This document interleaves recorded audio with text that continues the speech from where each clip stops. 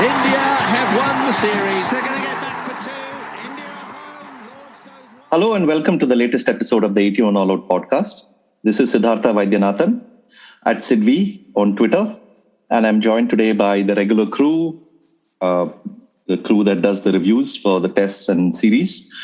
We have Mahesh, Ashoka, and Kartikeya. We'll link all their Twitter handles and link, Kartikeya's writing. So follow them and read what they write. About 15 minutes before we started recording this podcast, we got the news that Virat Kohli has stepped down from the Test captaincy.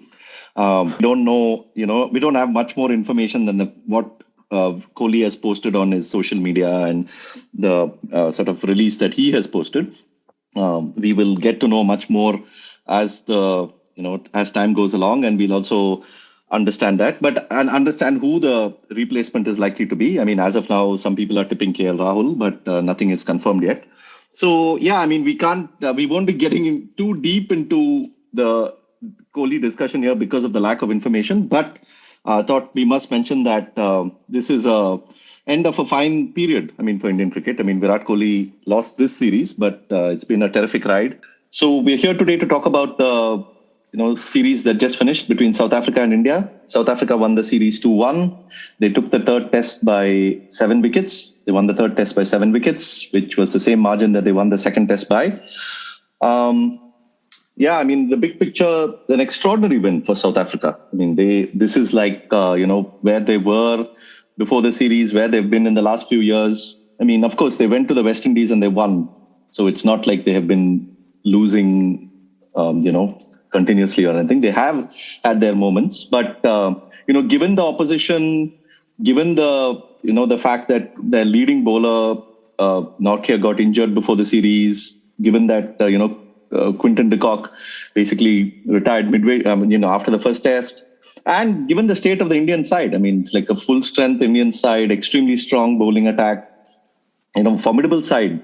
Given all that, this is a fantastic performance for South Africa. It's one of those series that they'll remember for a long, long time. It's one of those series that, it's inspirational in a way. It lifts everyone around the team. It lifts people who follow cricket in the country, the fans.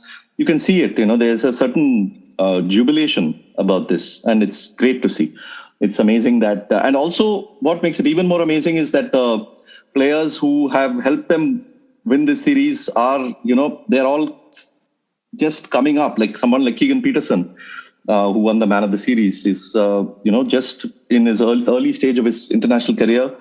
So it's really heartening to see players like that, and even a player like Ngidi, who is sort of coming back, Olivier, who is coming back into the South African setup. To see players like that come and perform, it's been really heartening to see. From India's point of view, definitely a big opportunity missed. I mean, they've never won a series in South Africa. This was perhaps their best chance, definitely their best team that they have sent to South Africa, and by far their best bowling attack. And they won the first test. They won all 3 tosses. So, a huge opportunity gone missing there. And, when you talk about opportunity, it's like, it's the teams go to South Africa, teams go to Australia. India travels to these countries only once in 3-4 years. So by the time the next chance comes around, many of these players may not even be around. I mean, I wonder if, a Shami, Ishant, Umesh will be around. I mean, batting will definitely change. It looks like, there will be a couple of new players coming in, at least as early as the next series, if not, 3-4 years down the road. So, yeah, I mean, that's the opportunity cost. And, I remember the 2006 series when India had a golden chance to win. They went to Cape Town. They won the toss. They put up a good total, but then, they floundered again. I mean, I was remembering that series and thinking how then too, I thought, such a huge opportunity missed. Then I thought maybe Tendulkar, Dravid, Lakshman won't go back to South Africa again. They did. And they ended up drawing this subsequent series. But, this is a huge chance missed. Anyway, so let's bring the crew in. Before that, I mean, again, the usual reminder, Mike Marquis's War Minus the Shooting. We republished it recently, so all the details on our website and notes. You can buy the book. Please buy the book and please get all the details there. And so let's start. Mahesh, got your prediction right. South Africa won 2-1. Your man Bauma had a good series, though it could have been better, but Petersen made up. So can start off. I mean, Ashoka, of course, I have to quote Ashoka here and mention that during one of our chats, he said, what a sad world to live in, where Mahesh's predictions are coming true. But Mahesh, start off. I mean, it started with Rohit Sharma's test career resurrecting. So I've been right for a while now. So Ashoka would like to make it like a one-off. But unlike KD, I don't kind of try to promote myself on Twitter saying I said there's an 81 all out and whatever. But on a more serious note, I don't think, as much as this narrative about South Africa being in a sort of downturn and the team in after the retirement of all the big players and T20 franchisees pouching their big players and county and whatever. These stories were overdone to such an extent. At the end of the day, I was just looking at the record now while you were talking about South Africa resurrecting themselves. Before they lost the series to Sri Lanka, right, which was always seen as the absolute pits, right? If they can lose 2-0 to Sri Lanka, and they lost to Sri Lanka at home, that is Sri Lanka's home first, and then Sri Lanka went to South Africa and beat them. So that kind of brought out this whole thing about how South African quota system is not helping, and they're losing the white players to UK and all kinds of very lazy narratives, right? At the end of the day, South African first class system survived being disconnected from international cricket for decades. So that is some proof that their first class system is pretty good. Even when you were talking about Keegan Petersen, I thought he was a young batsman. I didn't know how much first class cricket he had played. He had played about 100 first class games. He's not too young, he's young at an international level. But if you look at both Anderson and Keegan, they're experienced first class players. So and bowling was always going to be. So one of the reasons why I predicted that South Africa is going to prevail is the fact that home bowlers tend to have an advantage. If you compare bowling of relatively equal strength, home bowlers will tend to outperform on a long enough timeline, and that's exactly what happened. But at least in my sort of case, I had assumed Nokia will play, and I also assumed Olivier will be the same bowler that he was when he last played Test cricket, which wasn't the case. But South Africa was very fortunate enough to find Janssen coming and delivering so quickly. He took to Test cricket so quickly and so easily and so well. I know Karthikeya has been talking about the height difference as an important factor. I think that's an important factor. But even without the height difference, I think Ashoka mentioned this in one of our last episodes where Steyn and Philander are not the tallest people. Mockle was. But even then, they had the advantage. At the end of the day, whether you're tall or short, home bowlers have an advantage because they grew up playing in those conditions. There is a certain sort of natural selection at play. Like the way Shami and Romesh bowl so beautifully in India against counterparts who are better fast bowlers overall. But they can't quite match them in India. So that was my precise sort of logic on why I thought South Africa will prevail. And that's exactly what happened. I actually thought, India would win it because it was very similar to the second test. And it was similarly disappointing because even 212, I thought we had a chance and we couldn't do it. The initial reaction is that I am kind of disappointed. I am not, and the extra disappointment is that all of Mahesh's predictions are coming true, which means that 2022 is not going to be a great year for us. So that is something that we all need to take into account. Are you trying? Talking of my predictions, can I also throw in the thing about fourth innings chases? 2 successful back-to-back fourth innings chases. KD? Oh, okay. No, but Ashoka, tell me, do you have a bit of a sniffle or are you crying? No, I have sniffle. It's not. Okay. I'm not crying. I thought you were so heartbroken you are crying. No, I hope it's not Corona. That's what I'm hoping. It's not sniff. Oh yeah. That's the big hope, of course. Yeah. Yes, KD.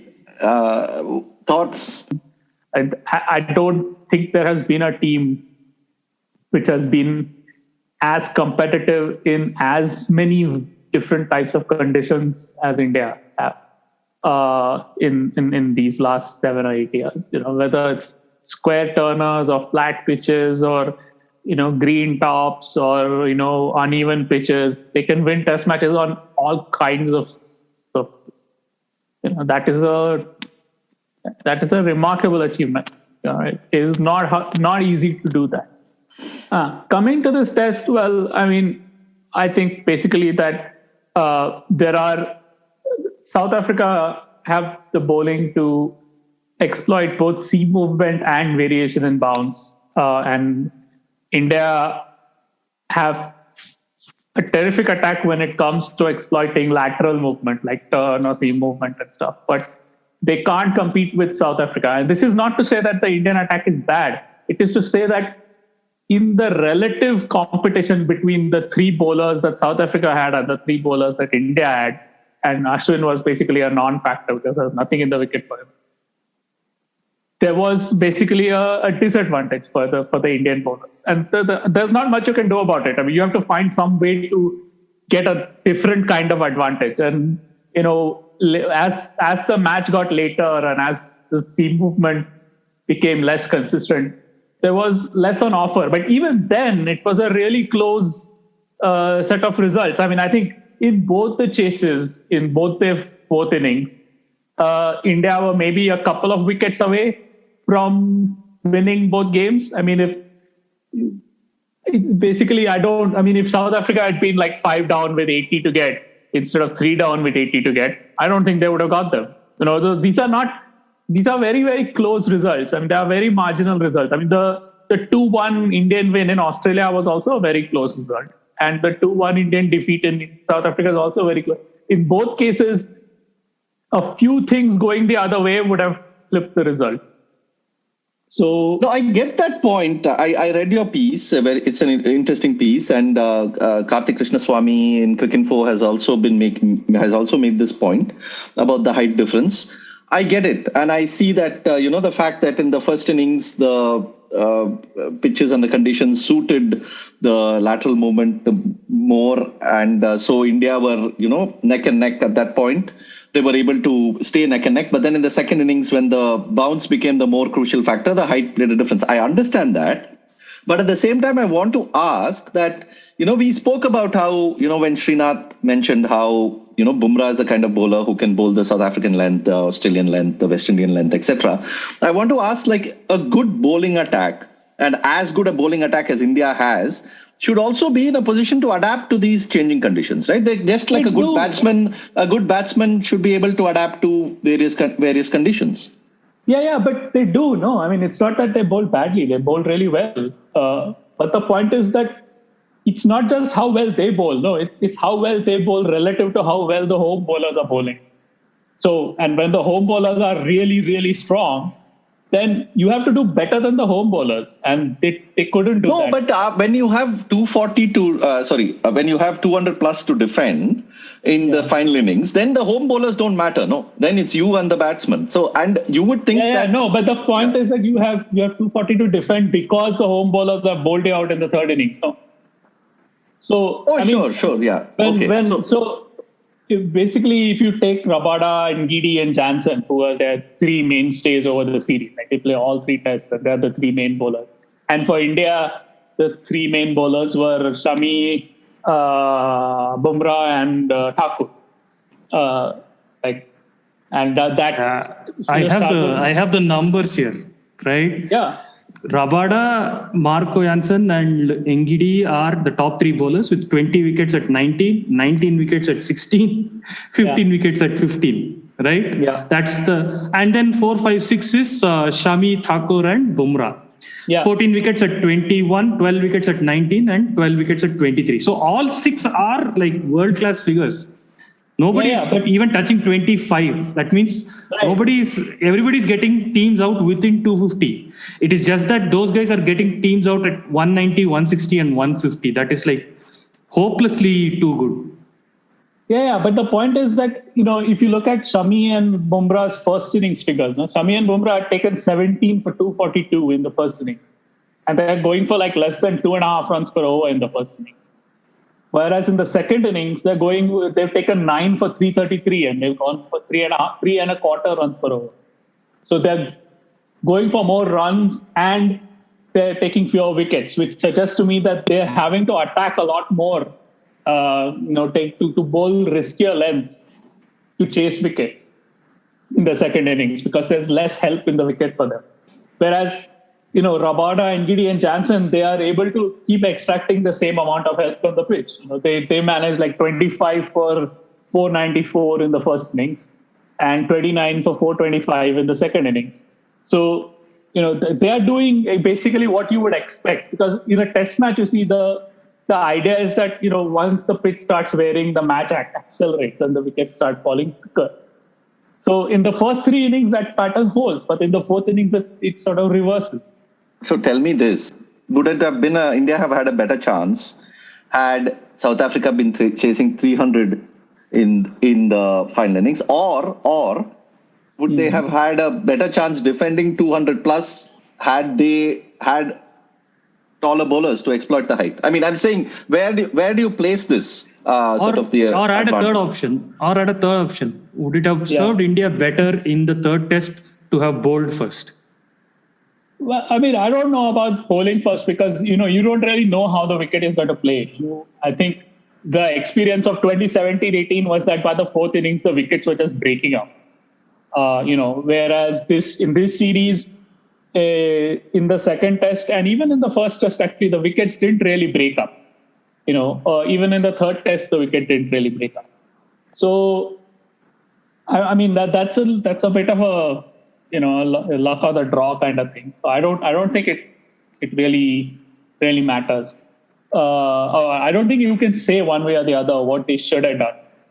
But basically, I mean, I've heard people saying that, they should bowl first, or this. If this is the bowling they have, they should bowl first, and so on and so on. But that's choosing to bat fourth, given the experience with South Africa 4 years ago, is going to be, risky. Because 4 years ago in South Africa, all three tests were won by the team batting first. Whereas I think if India had Ishant Sharma was fully fit, maybe it might have helped, because he's taller. He would get more, and he would get more control also. He's sort of harder to hit than, let's say, Umesh or even Lord. But we don't know. I mean, they have not said one way or the other why, whether Ishant Sharma was available or not. So we don't know. And even Ishant, actually, ironically, Ishant has moved from the length that he used to hit to the fuller length. So you never know with that also. Listen, I can give you some figures. Okay, so about this, sadly, the BCCI is not publishing the figures. The what's it called? The ball tracking figures. Yeah, the ball tracking figures for this series. But they were available for the first two tests of the previous series. And they are available for a lot of tests in South Africa in general. So I have some figures here. Basically, the idea is, see, if you take like the 8-meter length, which is the good length, right? Which is just short of a good length, then Rabada's deliveries range from a height of 82 centimeters to 117 centimeters. Whereas Bumrah's deliveries range from 82 centimeters to 109 centimeters. So Rabada is getting that extra 8 centimeters of variation. Now, that doesn't seem a lot, but relative to the height of the bat, relative to the size of the cricket bat and the blade, that extra 8 centimeters makes it so that Rabada is far more likely to hit the batsman on the glove than Bumrah. And that's just a matter of height. I mean, that's not. I don't know what Jasprit Bumrah can do to get that extra height, and I don't know what a batsman can do to counter that extra height. I mean, that's just extra jeopardy, which is just there. You can't really. And Taisar Rabada, it's not just. Let's not say it's not just like he gets this variation. It's that his control of length is like surgical. He's a magnificent bowler. Yeah, but isn't height also a function of length? I mean, and pace, of course. But it's not like you can't control the height, right? I mean, for an expert bowler like Bumrah and but the range of things that Rabada can do, the range of lift that Rabada can get, is just fundamentally bigger than what Shami and Bumrah can get, because his release is 17 centimeters higher than that of Shami and Bumrah. That the point is not that he's taller, so his ball bounces more. The point is also that ball bouncing more means that the vertical variation is greater, and relative to the size of the bat, that difference in vertical variation is significant.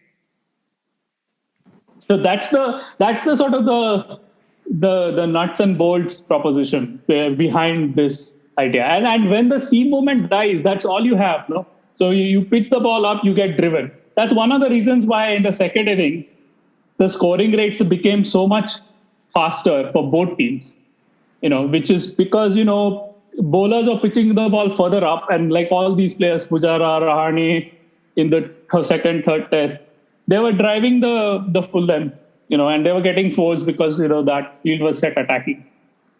So, but anyway, I do think one of the things I was wondering was, and I don't know how India could have done this because they just couldn't afford it, but I think having a wrist spinner might have helped. And, if Kuldeep had been available, and if there was a way to fit in Kuldeep, that might have been interesting. But I don't know how to do that because, already the 4 fast bowlers cannot bat at all. And Kuldeep also cannot bat at all. So it's just like the tail starts after Rishabh Pant is not acceptable. No?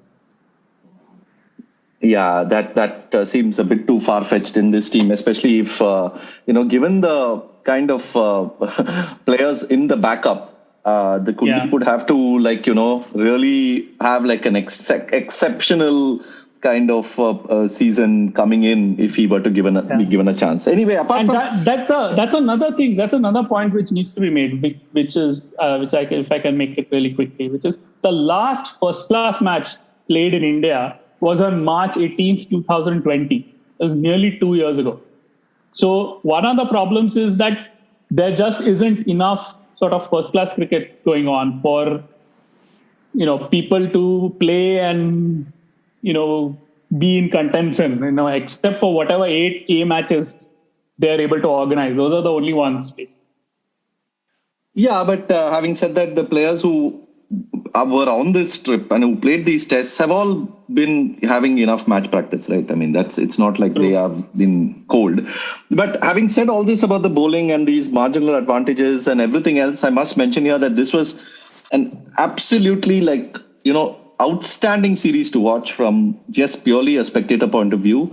I mean, the bowling was mesmeric through the time. I mean, barring those a few, you can say, sessions or not even sessions, like passages of play where the bowling went erratic. Other than that, almost each ball of the series was riveting, great to watch. I mean, you had, plays and misses, batsmen put in a spot, batsmen also needing to go for it because, they realize that run scoring is also vital in these sort of conditions.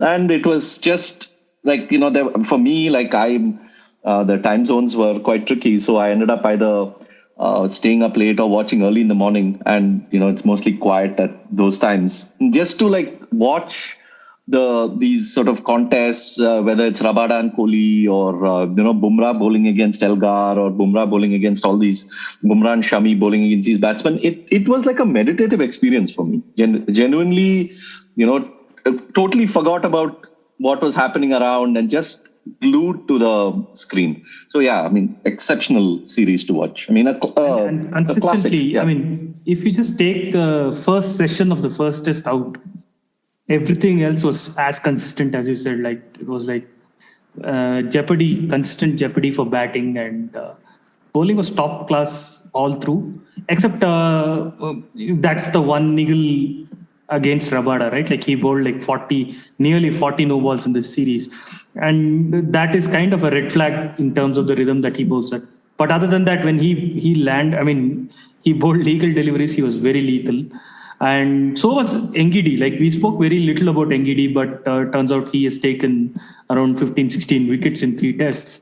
And he was consistently there. It's just that Jansen and Rabada, when they were bowling, were so threatening that we kind of forget to mention that the threat was maintained by Ngidi as well when they were rotated. So that is one thing.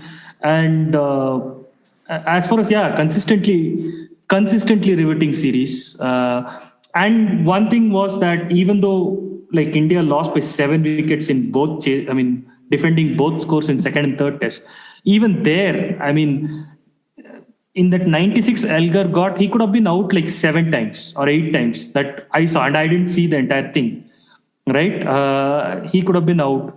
Even in this time, in this 80 that Keegan Petersen made in the chase, he could have been out like 7 times before he even touched 50. So that's the point I'm making, that it was not that like Indians, though I concede to KD's point that Indians were not getting the help that South Africans were getting, but it's not that the bowling was not threatening. And it was just that if they had gotten Petersen here or Elgar there, it could have gone, even 3-0 India. We don't know that. It becomes a speculation at this point, but it was that close. And for that matter, I think probably this was a harder series for India, than the England series. On par with the Australian series, because not in terms of facing the bowlers, but there they had a resource crunch. People kept on getting injured and we had to scrounge around to find reserve players to play it. In that point of view, it was difficult. Here, batting was genuinely difficult. Like even getting 200 looked like a monumental task. And in that way, I think this was perhaps like on par with the Australian tour as the hardest possible overseas tour that India had. Talking of bowling, right? Particularly this test, I know the whole series was thrilling to watch, but particularly this test, I was watching, I think, till about the 4th innings. In fact, I should include the 4th innings as well. I think part of the reason why it appeared easy was, like KD mentioned, that Indians were trying more aggressive ways to get wickets. And when you are like defending 400, 200, and then, there's a series on the line, you do experiment a little more than normal. But if you look at the first 3 innings, or probably the whole test, it was one of the most high quality sort of bowling tests I've seen. We talked about World Test Championship final like that. It wasn't too far behind that way, even in the first 2 tests, there were patches where some of the bowlers were not like sometimes we talk about Rabada, right? Like sometimes he doesn't bowl it full tilt, or sometimes he's a little bit wavered, and little bit wavered for Rabada is still noticeable. Like for any other bowler, it's just par for the course. But with Rabada, even that you notice because he's so good otherwise. But in this particular test, the bowling was just like, even by the series standards, was extraordinary. And right through, it was just so thrilling to watch. The wickets kept the bowlers interested, granted, right? None of them were flat wickets. You cannot say that any other 3 pitches were ever flat. But it made for really good games, and it became competitive because both sides had equal depth in bowling, and so that's what sort of kept the games competitive and made it interesting. Because if one of the sides had 1 or 2 weak bowlers, then it would have been a blowout, but it was never a blowout and India are able to compete in these sorts of games against these types of opponents in these types of conditions, which is remarkable, Yeah, I'm just thinking, it's just a question of one sort of thing falling off, and then any of the tests could have just been a blowout, right? The first test you can say was almost a blowout. 113 runs is a big margin, even though South Africa did well to come back from where they were on day 1. Even then you can say, okay, India won that comprehensively. But even the second and the third test, just imagine if Pant had got out cheaply. Then South Africa left probably chasing 60 in the final innings or less. Or if, in the same thing, either way, you can go either way with the batting or bowling, but it just required that one little sort of thing to not to fall off, and the whole thing could collapse. That was how close it was. Yeah, and people say if they had scored 300, 350, where? Against whom? Who's giving you the bowling to score 300, 350 over here? Somebody pointed out the 4th innings chase to me, saying that you're saying conditions are so brutal. See, with 3 wickets only, they have chased 240. With 3 wickets only, they have chased 212. I am like, boss, whatever you say, I'll agree. Please leave me. No, and also we saw Fourth innings is tricky. Fourth innings is very tricky. You can't really compare. See, at the end of the day, you are defending a fourth innings target, and let's say you're going at, let's say, 80 for 2 or 3 or whatever. It's not a dire situation, but you got to take your chances. No, like the way Bumrah was bowling, he was looking for swing. He was bowling fuller, and he was getting some swing. In fact, that was probably the first time I saw him getting appreciable swing since the West Indies series. And he was trying to work that swing to his advantage. Naturally, he's going to bowl fuller. No? And when you're bowling fuller and the batsmen are set, and the wicket is not like doing much, they also get confidence, right? Like, let's say once they cross 100 and there's only 100 to get, they're also going to, like, for instance, the way Keegan Petersen batted the first over of the next morning, the final morning. He was beaten 5 times, like back to back. Yeah. I mean, that comes from the liberation, right? But it comes from the liberation, but it also basically comes from the fact that when you are 100 away, the opposition has to defend runs, right? So you have to keep a sweeper cover and a deep square leg. So you have to give basically a single anywhere in front of the wicket every time, if you want to keep like a couple of slips and a gully. Plus, if you keep a couple of slips and a gully, the probability that the edge is going to go in the gap is higher. That is what keeps you in the game. That is where, having a deep attack helps your batsmen as well. Because as you've seen in the Ashes, England's bowlers are never able to put their batsmen in a position where Australia have to defend any runs at all. They're just, whereas India's bowlers did, and they kept them in the game, and so South Africa's bowlers kept South Africa in the game. That is what makes it, because against this type of bowling, if the bowlers have absolute freedom, the freedom of the park to basically put as many attacking fielders as they want and don't have to worry about runs, it's impossible to survive. And eventually, maybe not the first couple of overs, but the next couple of overs, there's going to be a ball with your name on it, and it's going to be unplayable. Let's talk a bit about that Rabada spell on the first day of this test, and the sort of contest that he had with Kohli, but also the sort of rhythm and control and unplayability more than anything that he was getting. I mean, that was like, again, as I've said, I didn't catch it, the whole thing live. I caught a lot of it in, bits and pieces, and luckily I can also see live replay. So I did watch quite a bit of it, but that was quite a spell. It was. Yeah. And he could have gotten Kohli some 7 times there. And that is the point. We cannot talk about how Kohli was disciplined outside off and he didn't chase stuff. But there were balls which were pitching on off and then just slightly seaming it away. And you can call them plain leaves or whatnot. But Kohli was not entirely set the whole time. And so, it always looked like Rabada could get his wicket anytime he wanted. And I think I was pinging you guys saying that maybe Kohli's luck is slightly returning, that this year he may start making 100, 200. No, but it did seem for a while, that innings did seem like sort of a Edgbaston 2018 kind of day, where he was leaving quite often, not being tempted, and then he was also getting his share of luck. And then there, of course, he went on to make 100. Here he didn't, but there were shades of that. And that was against Anderson. This was against Rabada. There was, but the thing with those leaves also, what made those leaves even more like, sort of spectacular, if I may use that word, to watch, is that the accuracy of the bowling, right? It's one thing to leave a ball on 6th stump and, to be restrained and all that. And often that Tendulkar at Sydney example comes up. If you see that innings again, you will notice that Tendulkar was leaving a lot like quite wide of the stumps, because the Australian bowlers were like tempting him for that extravagant drive also, like, they were through the series, and then he said, okay, I'm not going to go for the extravagant drive.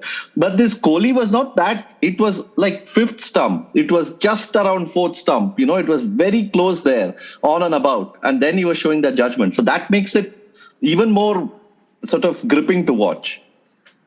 Yeah, but I don't think Kohli was doing any ignoring outside the off stump. He played plenty of cover drives. It's just that he middled them.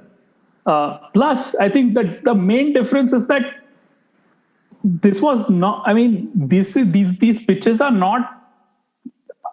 not conducive to attritional bowling. No, I mean the South Africa don't bowl dry. They're trying to blast you out every ball, every over. Rabada is constantly at the batsman. He's constantly trying to work like his. He's trying to hit the pitch and get the ball to rear up, and then he's trying to float one out slightly wider to suck the drive. And then he's trying to bowl on the fourth stump and try to hit the top of off stump. And then he's trying to bowl a bouncer into the ribs.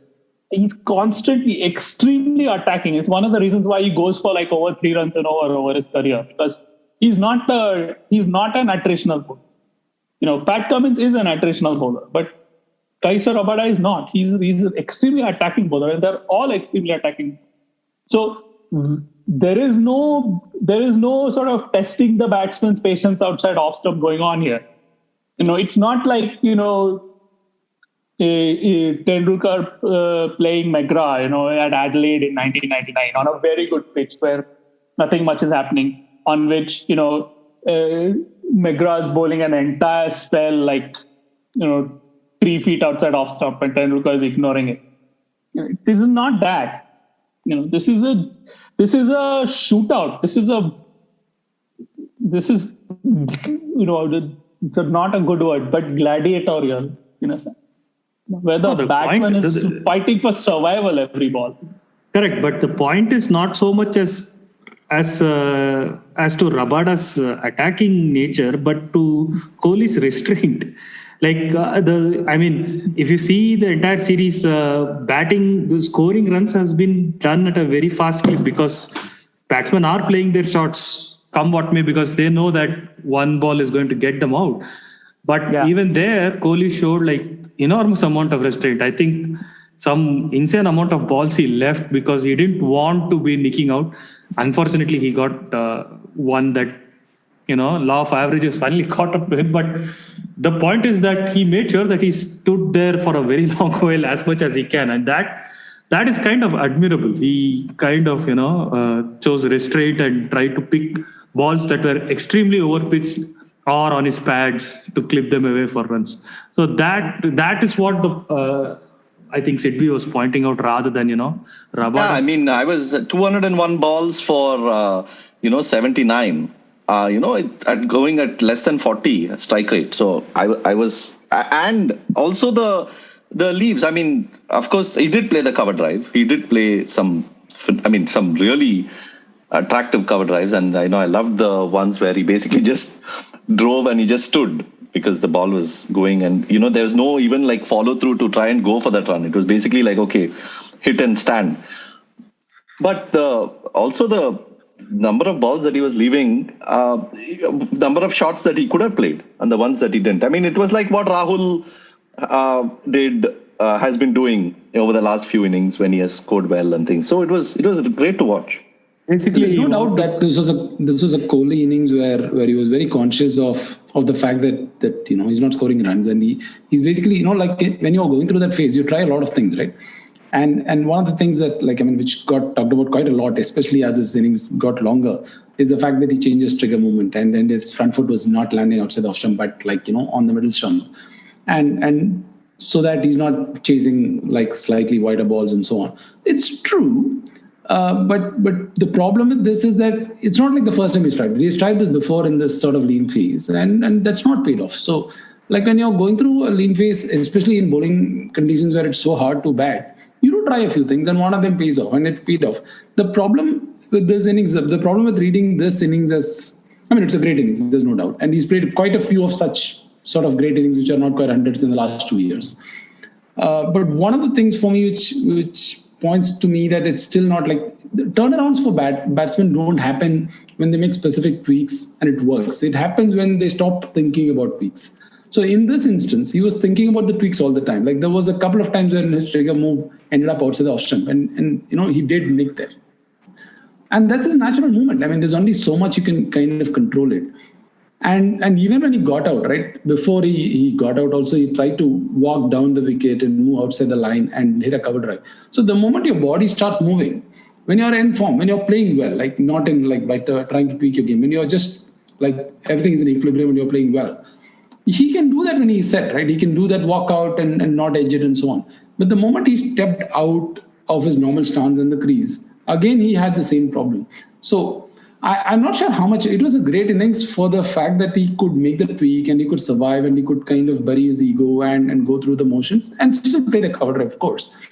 But I'm still not sure if I can read this as him getting back into form, because when you get back into form, there is a certain sense of equilibrium about your batting where it's not a particular trigger, it's not a particular tweak which is working. It is all the changes that you made over the last few months because you were in a lean run, which all kind of comes together. And there's this new normal technique that you have. I don't see that yet in Kohli. I don't think he's been in a lean run. I don't buy this whole thing that things have been going bad and now he's been trying lots of different changes and now he's come good. I don't think any of that is true. I mean, he played perfectly well in the first test also.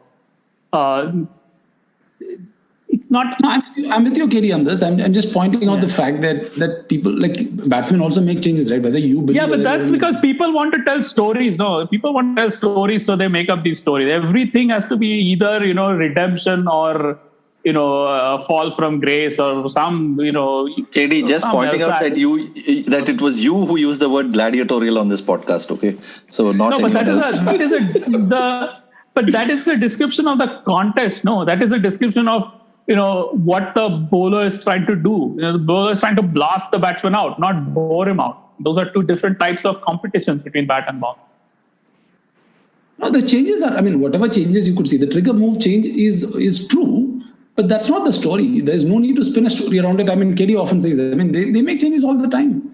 Sometimes Bumrah's release point might change, and that might change between 2 5-wicket hauls, and you may not even notice. But if it changes, let's say after 4 lean tests and he takes a 5-wicket haul, then that change is not the approximate cause of why he took a 5-wicket haul. They always try and figure out. See, unless you're talking about a guy who's not cracked Test cricket and who probably made 3 big changes, primarily about playing to the rhythm of the game and so on, then you could possibly talk about it. But for some experienced cricketers, they kind of make a lot of changes. The amount of stance changes that Sachin made throughout his career is humongous. And every time he changed it used to irritate me. And with Sachin, we notice everything, right? Even after scoring 100, he'll kind of change his stance. And that used to irritate me. But they did it all the time. No, but time in the middle shouldn't be underestimated, right?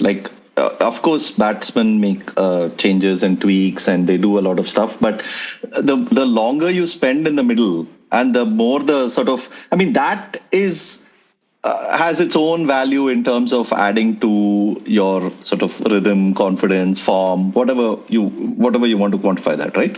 So that is what I think people talk about when they say he has turned a corner or he has whatever, he's getting back into form and stuff like that. They may not be you're right. They may not be accurate descriptions in terms of he may not necessarily be back in form. He may have a few more tests without scoring, or he may continue with the same patch that he's going through. He may not necessarily make 500s or something. But I think that time in the middle against quality bowling has its own value. But I just want to pick out in that Kohli discussion that we were having, I found at the end of day one, this Rabada had a press conference with, where they do this Zoom press conference with the press.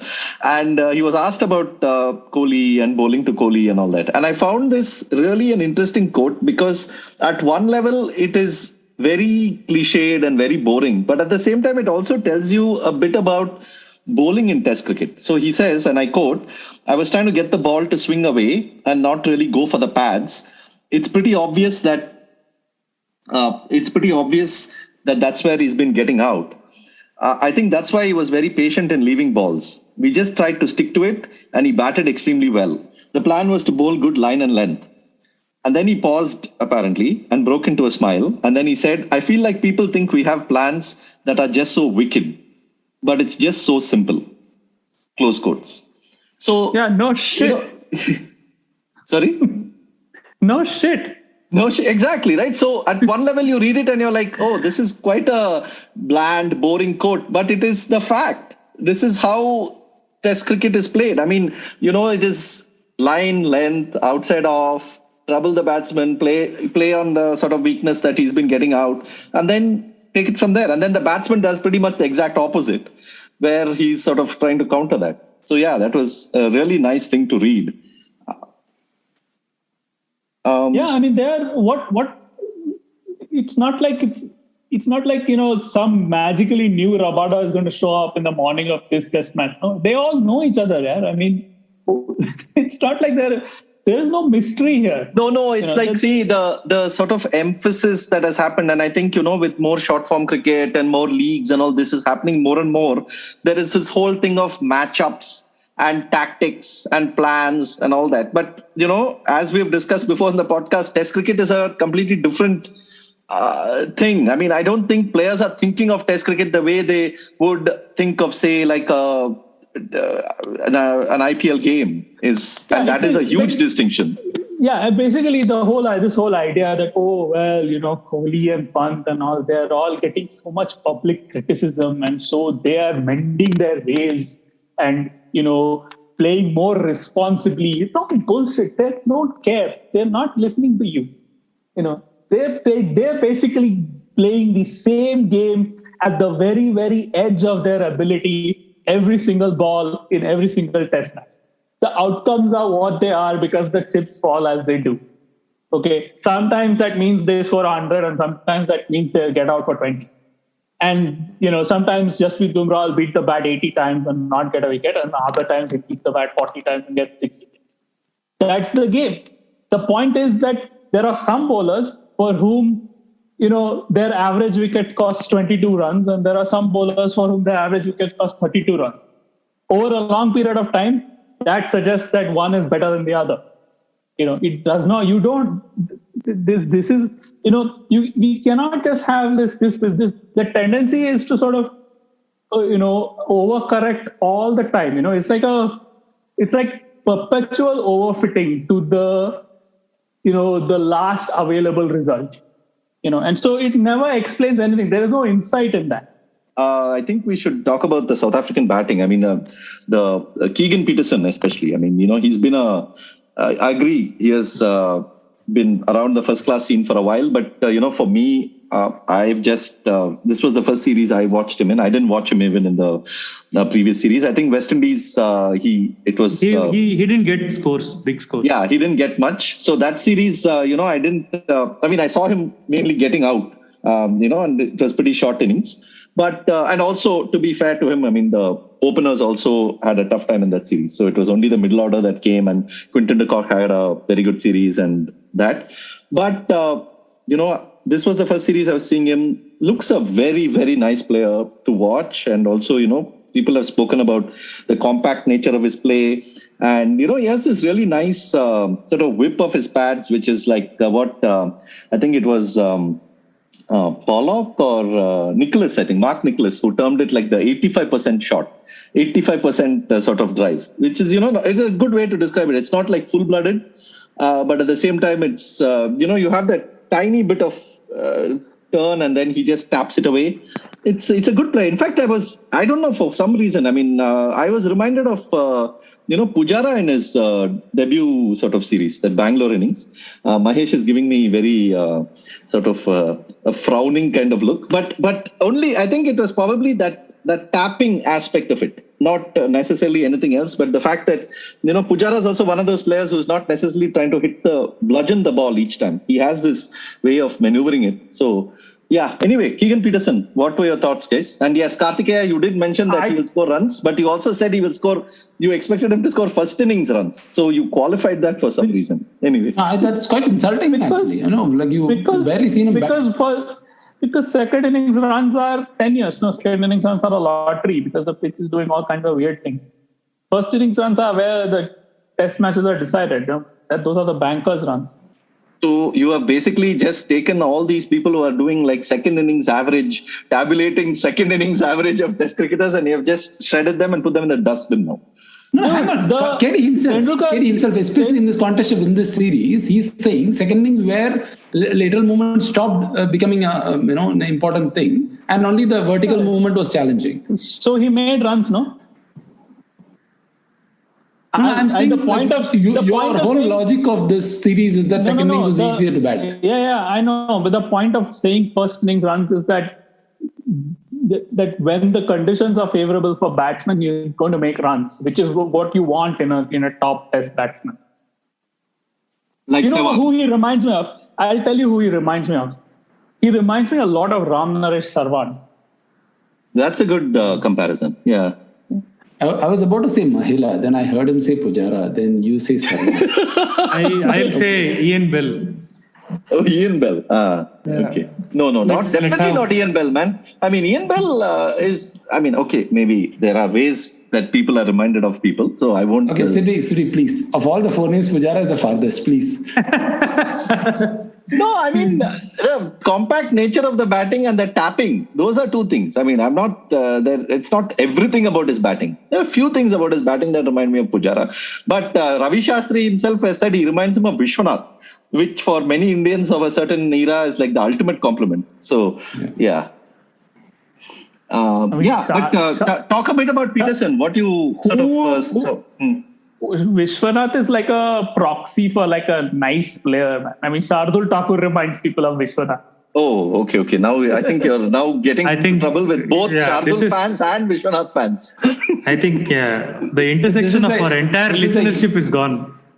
This is a young Mumbai fan retrospectively taking revenge and shitposting on Vishy because of what happened between Bombay and Karnataka. But to Sudhi's point of Keegan Petersen, I think he looks very good while playing his shots, and he looks like a player that South Africa has found for that they can try out for a long term. I would also like to bring in my favorite like Mahesh has Bauma. I have Rassie van der Dussen, who I think is like the future great for.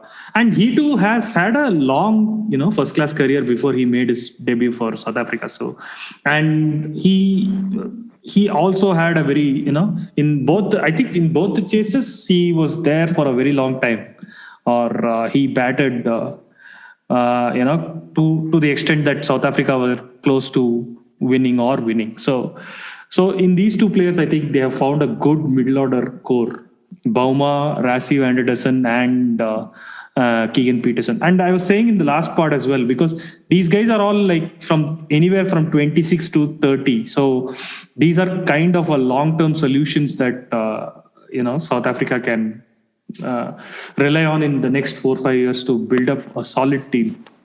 I don't know about Kyle Verheyen though. He didn't do much apart from that one partnership with Bauma. So that is a question mark, but apparently the guy has like 60 or 70 or some insane average at the first class level. So hopefully he works out. The one batsman I did feel very bad for was Markram. I think he was coming out of a good Pakistan series, man. I don't know. I kind of expected him to score a little bit, but he kept getting this. Jasprit Bumrah. Yeah, Jasprit Bumrah or Mohammad Shami. I felt very bad for the guy. What the hell can you do, dude? They just set him up. They played him. Just like how Rabada played Mayank Agarwal in that 1 over before he got him out. I don't think Mayank could have done much about it. Same way, Markram could have not done much about his dismissals. But yeah, I think it's a good batting core that they have discovered or stumbled upon. No, but it's not stumbled upon. Come on, it's inevitable. It's inevitable. There is no universe. There is no plausible universe in which a first-class system produces the bowling that South Africa have, but does not produce test quality bats. It's just not possible. You can still get our first-class system has produced a lot of 50 average players like Hanuma Vihari. No, and also Kartikeya, the difference there is that that is under the assumption that all these bowlers are bowling regularly in first class cricket. No, but that's not true. First of all, many of them play, moved away. They don't play in the South Africa first class cricket. And secondly, you're assuming that the second tier of bowling is as good. No, I'm not. I'm not assuming that. I'm just saying that if their top class bowler is Donald or Rabada or Pollock or Steyn, like then the one level below is still a damn good bowler, and you have to still survive that. In the same way, if India's top spinner is Ashwin or Jadeja, and India's top fast bowler is like Bumrah or whoever, then the next level of bowler is still damn good. And you still have to learn, you still have to be pretty good to survive. Because otherwise what? Otherwise the first class games, everybody will be getting bowled out by 80 and 100. But then this argument is going against the 800 journalists in England who are basically saying bowling is fine, but batting is the problem. Right? But they're wrong. No, they're obviously wrong. I concede the point that such a system will produce good batsmen. But we have this batting order where Rahane is preferred over first class people with 50 plus averages. No, so because in that context, I'm saying. But Rahane's first class average is 59. This idea that Shreyas Iyer or name whoever you want, right, is somehow going to be better than Rahane or Pujara is non-starter. I mean, there's no evidence for it. You cannot evaluate Rahane and Pujara batting against Cummins and Anderson and Rabada and company, and then say, oh, this guy made runs against Maharashtra or Karnataka. But it's the same thing. Even worse. That is how the process works, right? That's how the process works. The same thing could be said of Tendulkar, Dravid and Lakshman in that 2011 year when they lost 8-0, right? When people were saying, play Rohit, play Virat, play this thing. The same thing could have been said. No, there is no guarantee. But that was not to say that these new players are going to be better. I mean, this idea that you're going to replace a player and improve the side is a non-starter. You want to say that now you're 38, it's time to go. Let's find somebody else. That's a separate thing. And even that, it's none of your business. Yeah, it's their business. I'm never ever going to agree or endorse any view which says that X player should be dropped, whether it's a batsman or a bowler. I'm just never going to do it. Because there is no case for it. Because you see, the logic of this is completely bonkers. Because if you have a better player, then the better player should be playing as it is, right? Then even if Rahane is like averaging 40, if there's a better player, then the better player should play because the better player will produce more runs. You're saying you will not argue, but you will wholeheartedly agree that they should be dropped. That's what you're saying. No, I'm not going to agree that they should be dropped. No, basically, see, Kartikeya is saying that even tomorrow if Rahane is dropped and if Shreyas is picked, he's not going to argue with that either, right? No, I'm not. If they drop him, then I'm going to say that, Shreyas Iyer should never be dropped. He should, unless they decide that he's not good enough. In which case, frankly, if you pick a guy and 5 matches later you decide he's not good enough, then it calls into question your judgment because, you were wrong in the first place. Because I don't think players go from being test quality to not being test quality and back to being test quality in a matter of weeks. No, and even in this sort of Indian setup with the kind of players coming up, I don't think you can ever, you will ever reach that situation where 5 games later you think that this player is not good enough. I mean, they're all good, but Mahesh, and basically you look at the first class figures of the batsmen, and all the plausible candidates who have like first class records approaching that of Rahane and Pujara, they are in the mix. Vihari, Karun Nair, KL Rahul, Mayank Agarwal, Shreyas Iyer, Prithvi Shaw. The one guy who I think is of that quality of the Rahane, Pujara, Rohit Sharma, that quality. The one guy I think who's that quality is Gill, and I think he's going to have a long career because I think he's at least as good as those guys based on his record. Because I think a record built over like 2, 3, 4,000 runs, it tells you something about a player's quality, which 3 good matches doesn't. See, I think we're all saying the same thing. We are all agreeing that, it's not like we're saying Rahane is like the pits of the batting, the worst batsman ever or anything like that. We're all saying the same thing. It's not, we are not like Twitter, like people who are going and every match saying, okay, do this, do that. And all. We are agreeing to everything that you're saying, but we are also saying that there is probably a case to be made for a Gill or a Shreyas and given their age, given the fact that, looking at over a period of time, there is a case to be made that you can say that over the next 3 years, Gill may be it may be a better bet to pick a Gill over a Rahane, and there's nothing wrong in that. Yeah, there's no question. You can't pick a Gill over Rahane on potential. Basically, see, the thing is, I agree with Kartikeya that you can't look at one series and say somebody else could have done better. But with both Pujara and particularly Rahane, this extends to over 50 tests. See, I completely agree with Kartikeya that you shouldn't talk of them in the tone that they're typically when you're talking about dropping a player, there's a certain sort of derogatory tone that comes with it. There's almost an accusatory tone that this person should have done better. I agree with all that, but eventually if you're averaging 32 over 50 tests, see, the way it works is Kuldeep, after getting a 5-wicket haul in Sydney, finds himself out of 11. Jayant Yadav, after having a stellar debut, found himself out of 11. Akshar Patel, like if India were to play 2 spinners back in India, will find himself out of 11. Ajaz Patel. Ajaz Patel, yeah. Ishant Sharma right now is finding himself out of 11, even ahead of Umesh. I mean, like Umesh and Shardul are playing ahead of him. Imagine what he must be feeling. Now, all this is happening with bowlers and we are perfectly fine, right? I mean, these are sane decisions. Nobody's questioning it. When Siraj was preferred over Ishant, it was not an outrageous call.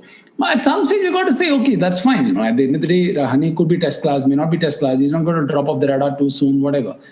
But 50 tests, 32 in a country like India where there's plenty of talent, where there are so many batsmen scoring runs, even in the sort of immediate vicinity to take over, there's Gill, there is Shaw, there is Vihari. There's enough people to try out. This sort of, the problem with both the Rahane Pujara thing is it's become so sensational that it becomes a question of, okay, first it started with saying Kohli doesn't like their personality. That's how it started, right? When they were first dropped, there was so much outrage about why they were dropped. Now, all those people who outraged against Kohli for dropping them are actually on the other side now saying, why are you extending their career for so long? They are the ones who are causing, our losses and so on.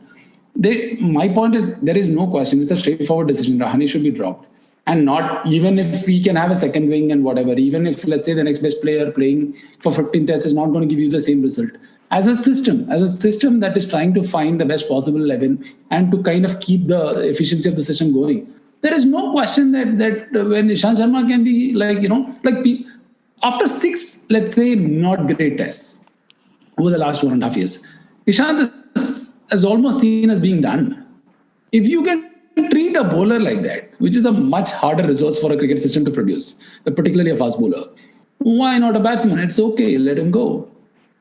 Also, but we are not sure about Ishant's fitness status. So that is one thing that we have to mention. I mean, he was probably also not picked because they felt he wasn't 100% or something. We don't know that.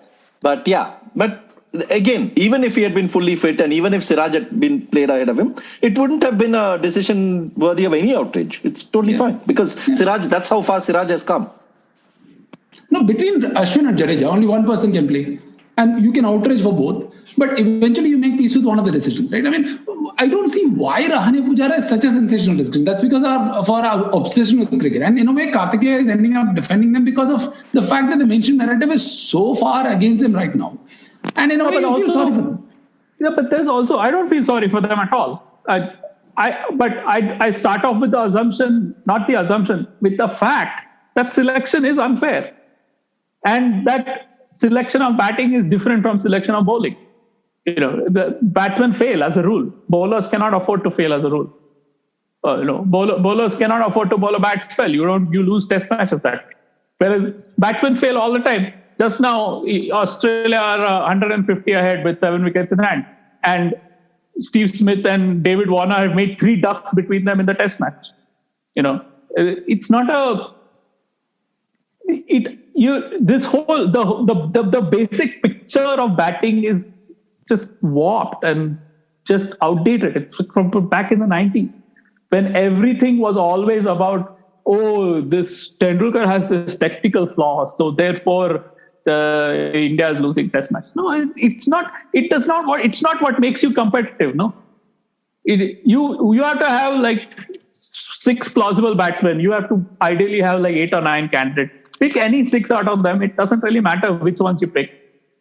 As long as you accept that all 8 or 9 are good enough. But Karthikeya, where I don't agree with you is, I mean, of course, your fundamental premise is correct. I am not going to argue with that. But where I don't agree with you is like in this particular series, take for example, in this series, a batsman making 40 versus a batsman making 15 is a match-changing decision. That's how close the margins are.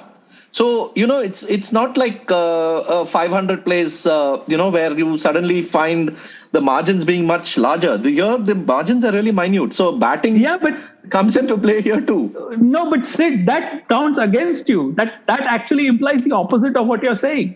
See, if it was really a test match where it was 400 plays 400 in the first innings, and then Rahane and Pujara were averaging 20, that would be clearer evidence that, there's something wrong. They need help.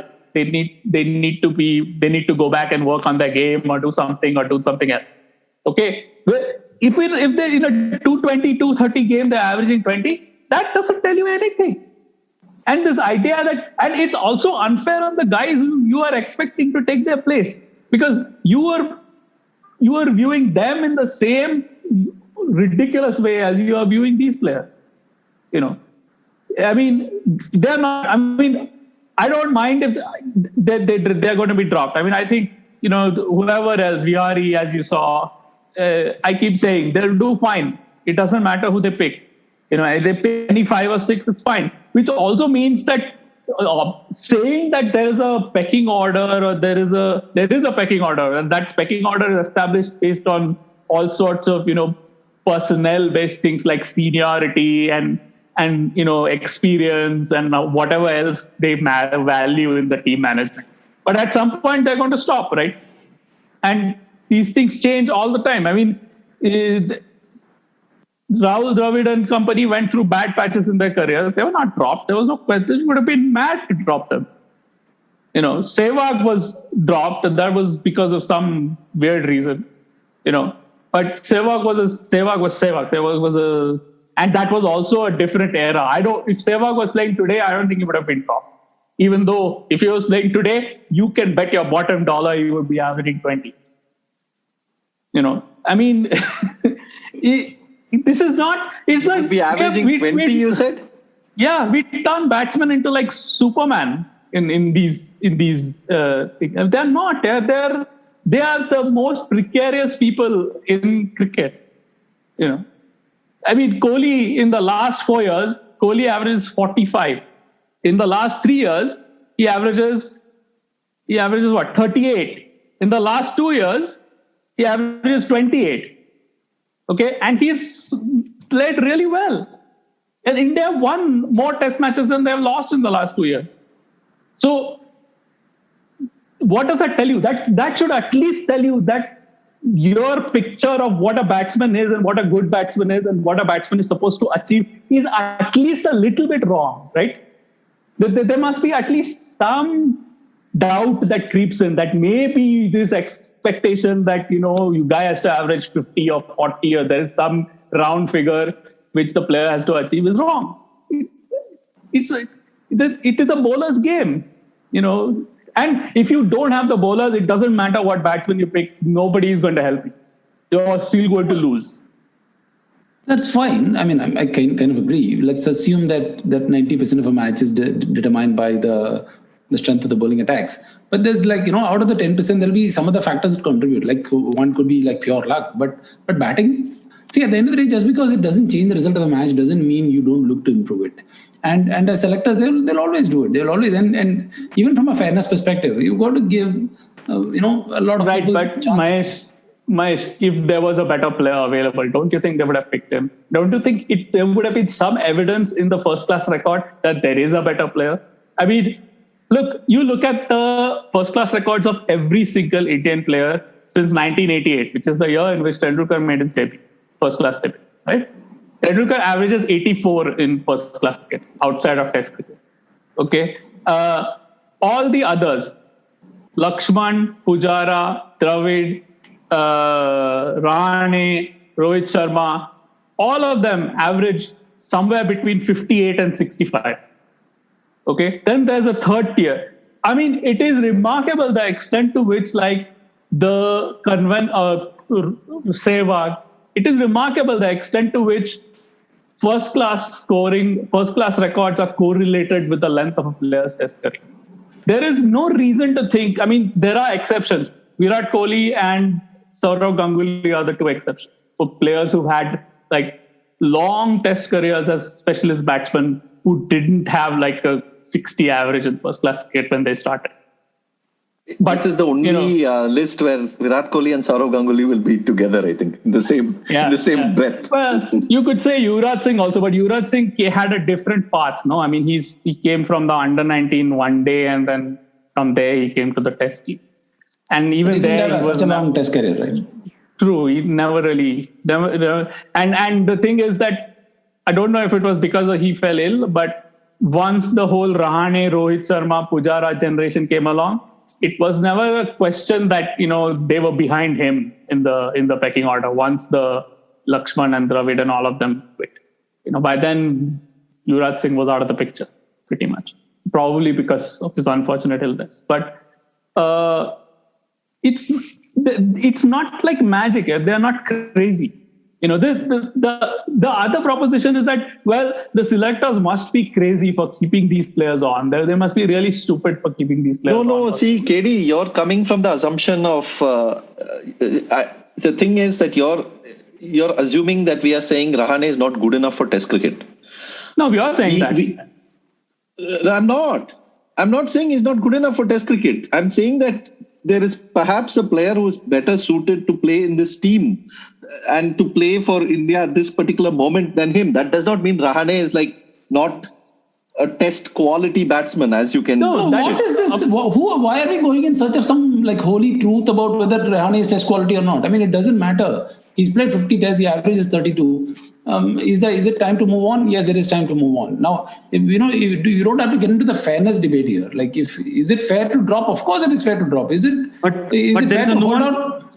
But there is a nuance to this, right? Like, so at least in context, when we are speaking about India South Africa series, I don't think the Rahane debate is like it adds anything to the Rahane or the Pujara debate. No.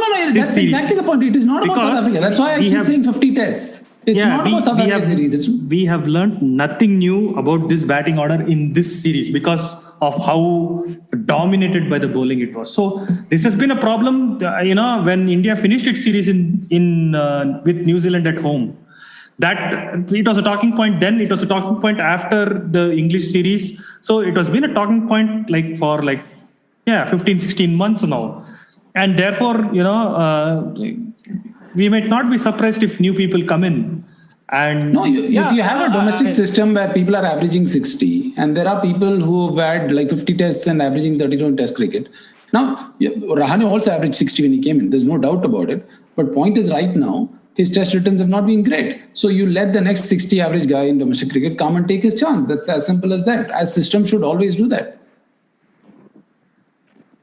I mean, it's also a timing question, right? It's also a timing issue. I mean, I think one of the reasons why this whole when people discuss selection, one of the things that they're also looking at, and by people, I mean selectors and team management and all that. I'm not talking about lay people like us. When they discuss it, there's also a question of timing. I mean, they also, it's like, see, Rohit Sharma is a classic example. Everybody knew Rohit Sharma is a player who is good enough for Test cricket, but timing was a big issue. Now, had Rohit Sharma been played for a longer stretch of time earlier in his career, who knows? I mean, who knows the kind of Test career he could have had and the record he could have had? Mahesh knows, but Yeah, Mahesh knows. But what I'm saying is that timing becomes an important factor here. Like when you pick a player and the kind of mindset he's in, the kind of form he's in, the rhythm that he's in, picking him at that time makes a huge difference. And you talk to any player, they'll say, I mean, and Karthikeya, your point about players not being disinterested observers is a totally valid point and taken. But the fact is that, you do hear things about saying that, this was the perfect time for me to play. And, I everything was like, things were really looking up. But then when I was picked, then things were not necessarily the right time for me to play. And you hear this all the time. So people do discuss it. Okay, so we will leave it at that in terms of selection because over. we will wait and watch what happens for the India series. It'll be interesting because Mayank, has been extremely good at home in the home series that he's played. So they're going to play against Sri Lanka at home. He's exceptional against spin. So won't be surprised if he is in the squad, whether he's in the team or not, in the 11 or not. Let's wait and watch. Of course, depends on injuries, depends on everything. Now there will be a new captain, for the series as well. Ashoka will bat for Rahane as being the captain only. I don't know, Ashoka, you want like non-playing captain or something? You think that's a good idea?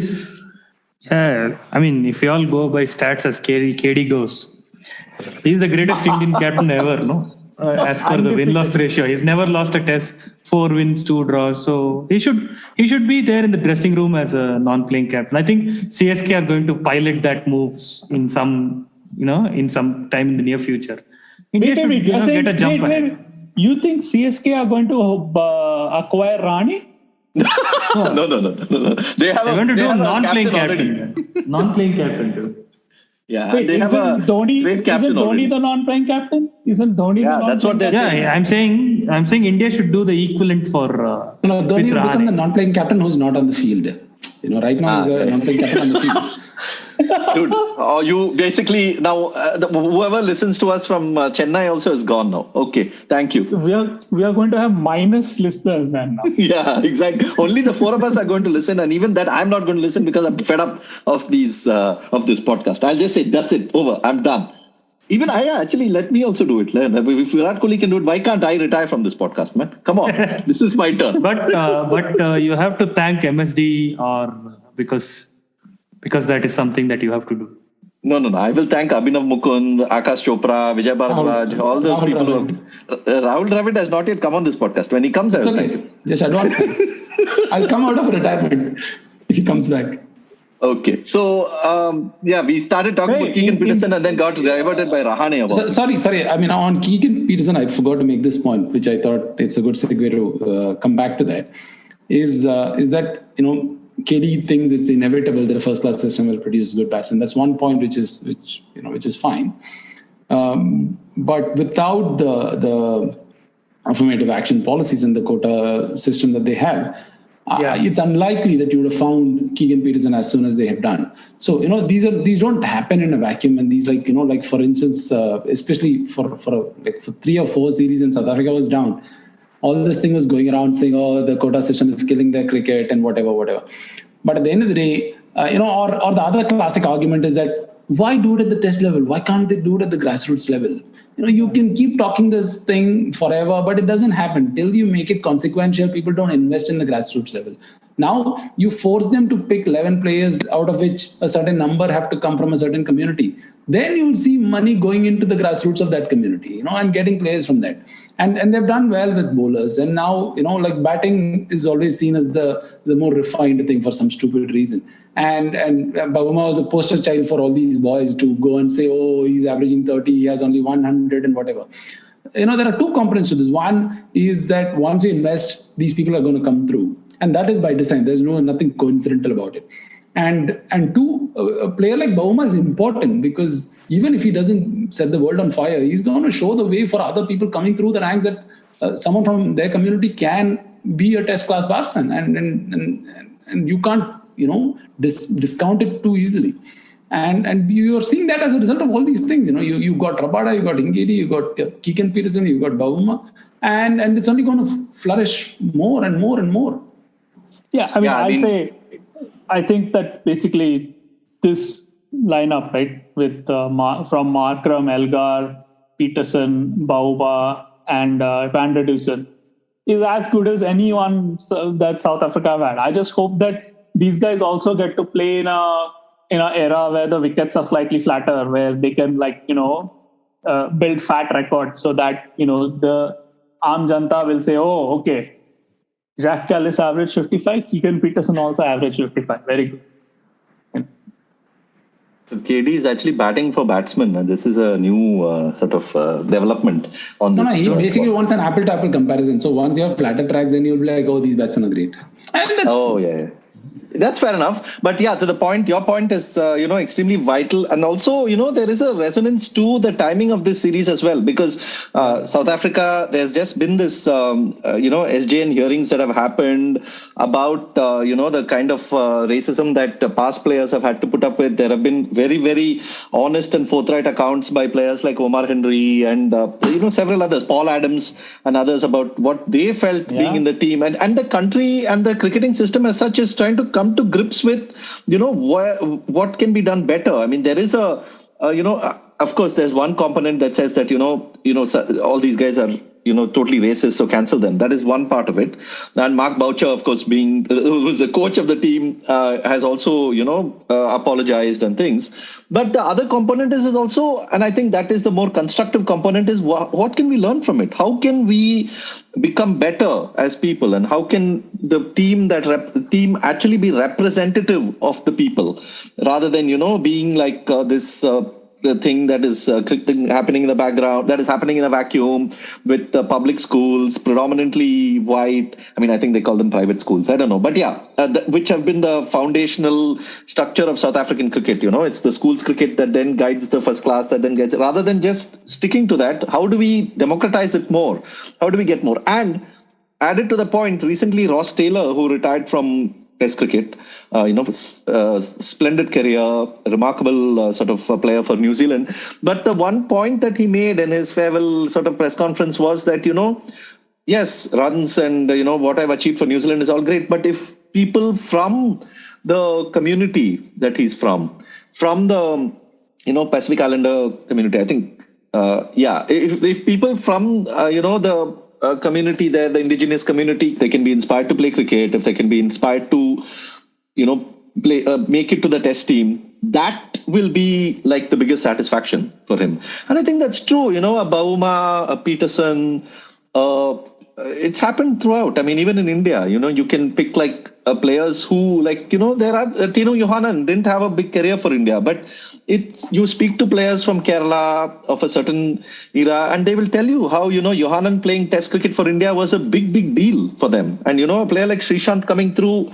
it's not an accident that you suddenly have a fast bowler from Kerala coming through from after, Johanan plays, a few years after Johanan plays. There is a certain snowballing effect that happens because of all this. So, yeah, it's absolutely vital that we mention this. And, yeah, I mean, if South Africa can win, if a representative South African team can actually be number one test team in the world, I mean, that's a dream, right? I mean, what else? And look at this series. You have Rabada, Ngidi, Petersen, Bauma. Maharaj, of course, was there, but he didn't have much of a play. But even then, I mean, it's a big deal. It is a very important step. Yeah. I mean, what they've done in South Africa is extraordinary. I mean, it's very easy to pick holes in this sort of redistributive, affirmative action process. But their generosity is something to really admire. I mean, I didn't really follow the SJM hearings in great detail, but I did look up Mark Boucher's testimony. And I mean, the fact that he's still their head coach and there's genuine reconciliation of sorts over there is remarkable. I mean, that it takes a lot of effort and a lot of maturity to build that system. They're going to be a tremendous team in the 2020s. I don't think there's any doubt about that. And I mean, Kaiser Rabada is like, he is just phenomenal. He's just one of the greatest ever bowlers. So I think, we have to talk about Pant. I mean, that innings, we have touched upon it, but I think it makes sense to talk a bit more in depth about it. What did you make of it? I was completely taken in by the ease with which he was batting on a pitch where everybody else was thinking. I mean, he was not only batting with ease, he was like almost like, I can do anything at this moment. Like I can do anything with control. And it was beautiful to watch. The one shot that was awesome was a single that he took of Rabada from 97 to 98 or 98 to 99, something in the late 90s, where it's like the last ball or the penultimate ball of the over. Rabada is obviously trying to bowl it short so that this guy doesn't cross over, get strike again the next over. So this guy just from the top of his head, he just flicks it to third man. And, he's not turning his body over and hooking it in the conventional manner. He's just standing facing the bowler and then, just like it is like an uppercut, but played down the leg side instead of, the offside. And it was so nonchalantly done, and he's just walking down for the single. And Hashim Amla in commentary is losing it. He was losing it for the last 30 minutes of Pant's batting. Losing it in the sense that he was fanboying in commentary, and you can see why. It was like remarkable, the audacity of even attempting those shots in Test cricket against some serious bowling. That is like I mean, you wonder what goes on in these people's heads, like when Sehwag dances down and smacks people for 6. Batting on 190s or whatnot. So you kind of wonder what goes on in their heads. If something does go at all, or if they even, care about what's happening around them. So he was in that zone. Pant was in that zone, and it was like, it's phenomenal. Interesting you brought up the single because, usually it's like for Pant, it's like all the shots that he plays, the shots that he tries, the reverses and the hoiks and all that. But through this innings, partly also because he had to bat quite a bit with the tail and he was trying to keep the strike and farm the strike at the end of the over, there was also a lot of phases where he was not getting runs. And he was either, tapping to the leg side or he was thinking. But even then, when Rabada's bowling like this short ball and Pant has to get the single because it's like the last 2 balls of the over or something. And he's just like fully in control. He's just swiveling that bat, keeping it down, putting it to the fielder. It's like, Rabada's bowling a short ball, I'm getting a single. So what? That is like quite stunning to watch for me.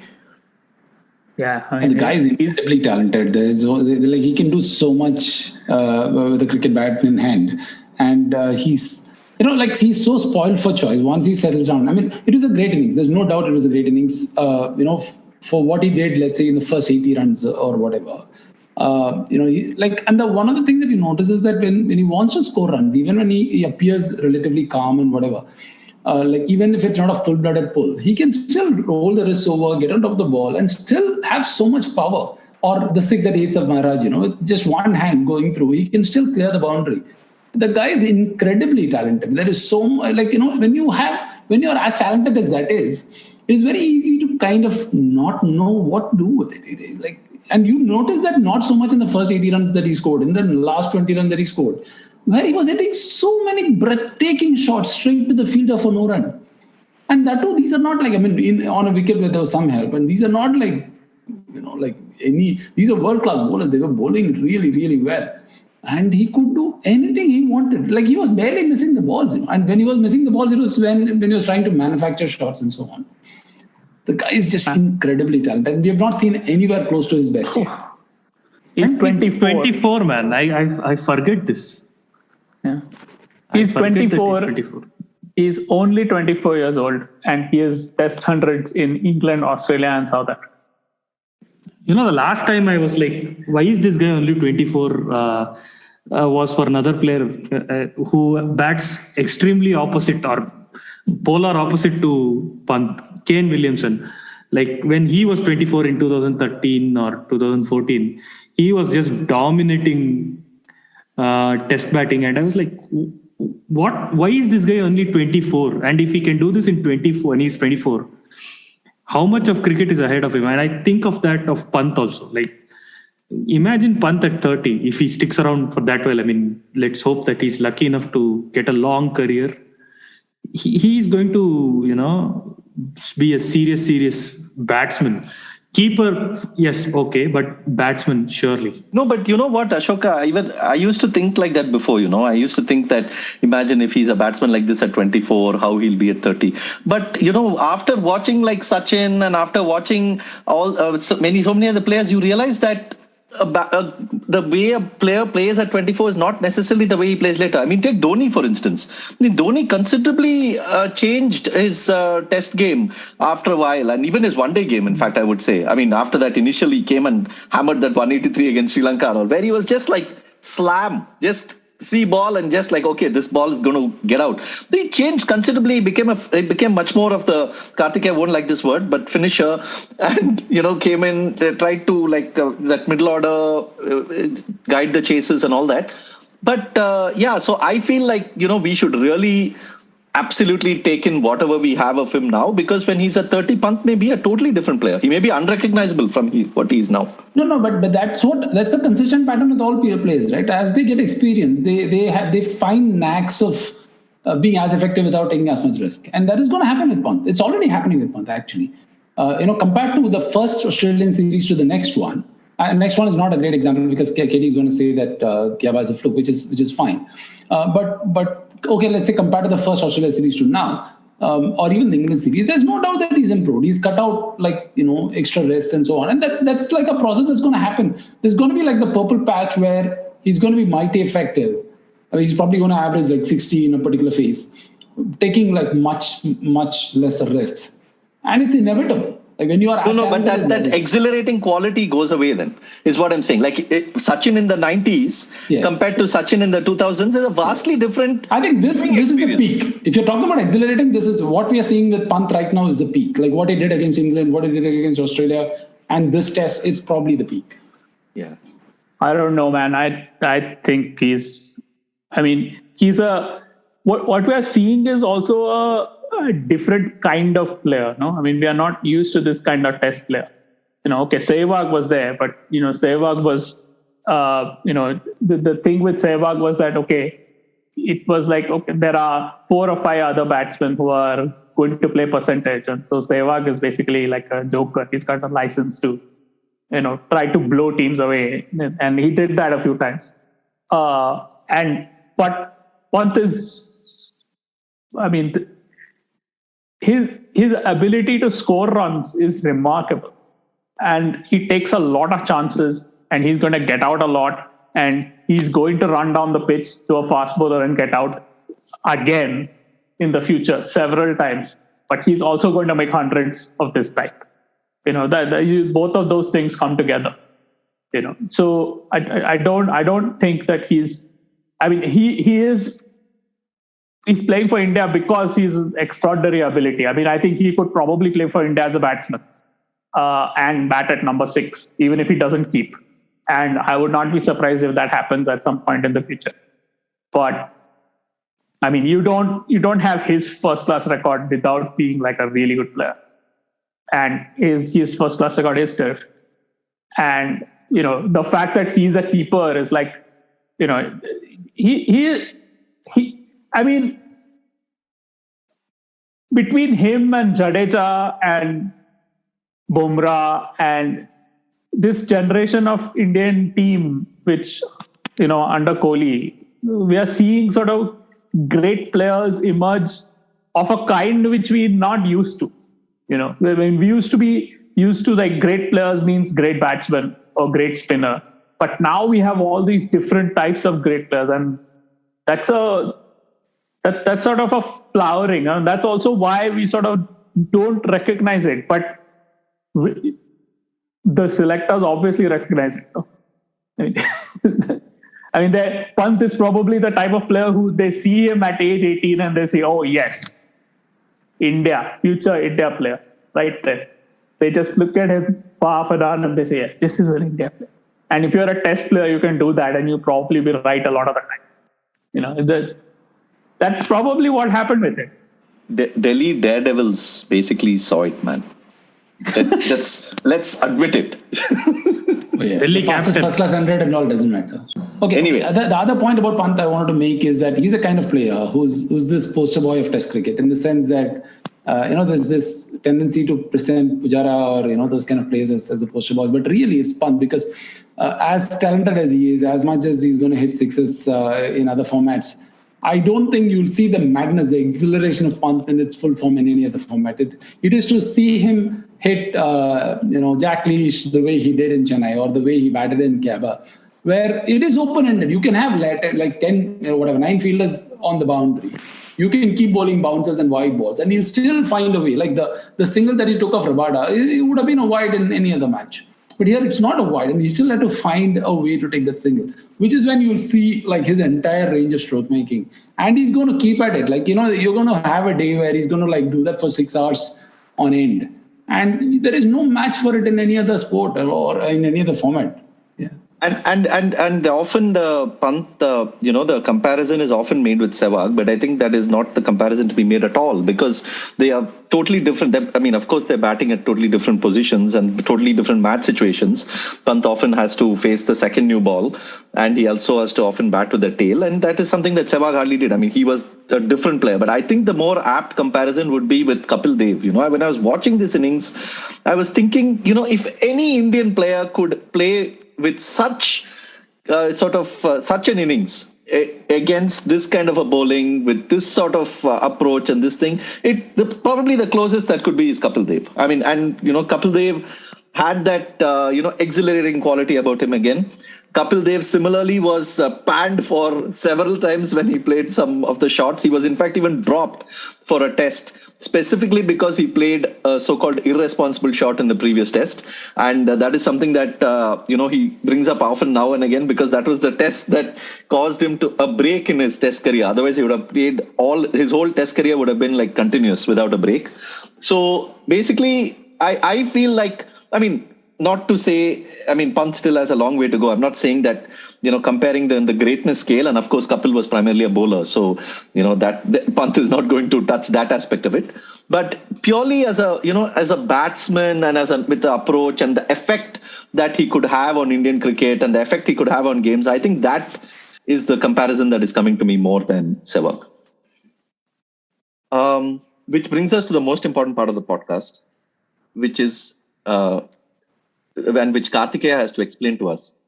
How can a ball that hits a batsman under the knee roll, bowled by a spinner, go above the stumps? Just ban DRS, man. Just ban it. Just ban it right now. This is, of course, referring to that Elgar. Kartikeya keeps praising Test cricketers, saying Test cricketers know how to select a cricketer. Test cricketers know what is going on. But Test cricketers are also outraging now. They think DRS doesn't work properly. They mistrust DRS, man. They completely mistrust DRS. Is what is my feeling. Yeah, they're not getting a wicket when they desperately need one, man. Of course, they're going to blame DRS. What do you think? Umpire is also not disinterested. DRS is contradicting the umpire. Exactly. He is, in fact, looking at it. In fact, he's, and you would probably agree, he's one of the best umpires at the moment, Erasmus. Absolutely. He is saying that's impossible. So what? Yeah. No, but that also negates KL Rahul's sledge that the whole country is against them. Actually, he was not against them. Yeah, but Erasmus is neutral. No, Erasmus is technically not part of the country. He's umpire. Technically, even Supersport is supposed to be neutral, but Rahul had a go at it. No, but there is no way you can explain. Obviously, there's no way to explain each and every calculation over here. But is there any way for you to distill for us why this thing is happening? Why does this? Is the? I don't know. It's not. Come on. It's. I can explain in 2 words: foul play. You mean yes. Super sport. I will not elaborate further. But foul play is suspected. Deep foul play. Yes. No, but it's not a. Come on. It depends on what the length is. No. The batsman gets a full stride and the ball is still full. It will hit, even if it's climbing steeply. It will hit the pad below the knee roll. No? That's an underdetermined fact, or that's an underdetermining fact. No, but what about, I mean, somebody pointed that out as well. And occasionally, like once in many, many games, it happens that, a player is bowled, like it's hitting the bail. But then if you do the Hawkeye projection, it shows that it's missing. Is that like a mistake or is that part of the system? No, it's not a mistake. It's an estimate. Okay. Yeah, it's an allowance that you give for the estimate. Yeah. But also, I mean, in this test match, there was a lot of bounce. I mean, that was not the first time in the test match that Erasmus was boxed on bounce. In the first innings, India lost 2 reviews because Erasmus, those times Erasmus was right and India took the review. And Kohli was boxed on the bounce in the first innings.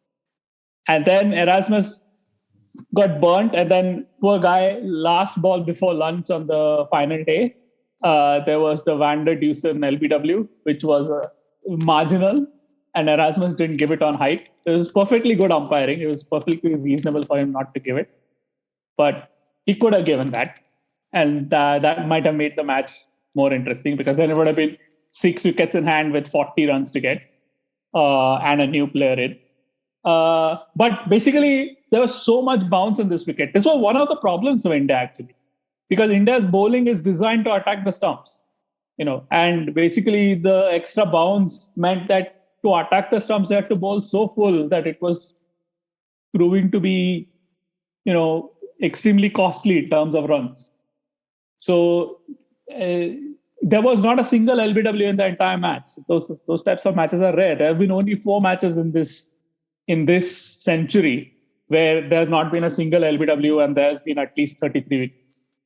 And there's only been one test ever where all 20 players in one team have been caught out, which is India in this test. Yeah. So, and India, look at the range of matches India played. A couple of months ago, they played in Kanpur, where there was 1 catch in the entire match and there were 39 wickets in that match. Yeah. So yeah, I mean,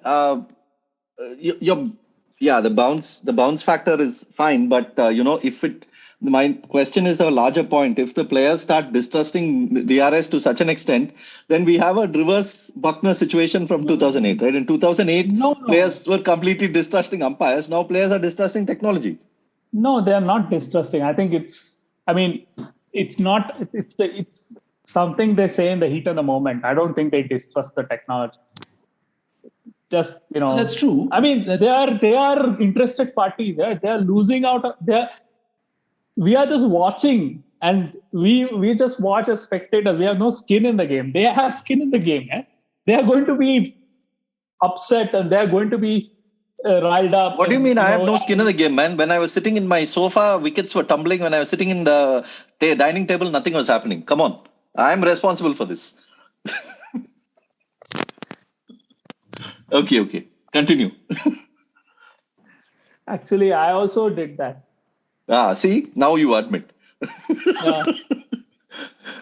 No, okay. Every time a wicket doesn't fall, I used to close the cricket window and then not follow the score for a little while. And then after 10 minutes, I has to follow the score. And about half the time, a wicket would have fallen, which is, I think, probably. At the end of the day, you're like Ashoka only. You and Ashoka are the same person. True. You accused me of being KD. Now you're accusing KD of being me. Yeah, he will also be in the astrological zone, man. He'll start saying that. One of them must be an accusation, one of them must be a compliment. Both can't be accusations. Of course, both can be accusations. But Mahesh, continue with your point about the umpiring. Yeah. No, sorry. The Indian cricketers reacting that way is fine. I was a little surprised by the wider consensus on that being an outrageous projection. For instance, when I first saw it, I wasn't completely surprised. Then I saw the reaction from all over. It's not just Indian cricket fans. Actually, a lot of them reacted that way, except for Jimmy Neesham. A lot of them reacted that way. And I was very puzzled by the consensus around this. For instance, we've seen so many LBWs at, particularly of spinners. I'm always surprised by my gut feel about spinners LBWs. One, the amount of turn that DRS typically projects, and the bounce, particularly the bounce. We saw it even in the last test or the previous test in India, the India-New Zealand test, where quite a few close calls were showing in DRS to be going over the stumps. And this whole knee roll business, we should stop taking knee roll as an objective measure of anything, least of all height, because the knee roll for each batsman is different, and where they are like playing the ball is going to be different. So the projection is a very complex thing, and you can't fucking argue around it based on where it impacted. And Sunny has this obsession about just below the knee roll, not even on the knee roll. No. At this instance, he says below the knee roll is one thing, and also argues that Elgar is a shorter batsman, therefore his stride length may be, may suggest that the ball may hit or clip the stumps rather than go over. That's why he actually has a very surprisingly mellow take on this. I don't know. I think but the knee roll thing is one of his favorite. Like even when Janssen was stuck on the pads, it hit above the knee roll. I'm like, above the knee roll for Janssen is like bloody above the shoulders for Bavuma. Everything you say, you have to find some excuse to speak about Bavuma. Yeah. Bavuma is now replacing Rohit because Rohit is injured. Bavuma has replaced him now. Funnily, in another sort of cricket group, one of my friends asked, now that Rohit is not batting, not playing, who are you going to back for batting in this series? I said Bavuma, and since then I've been just stuck on that.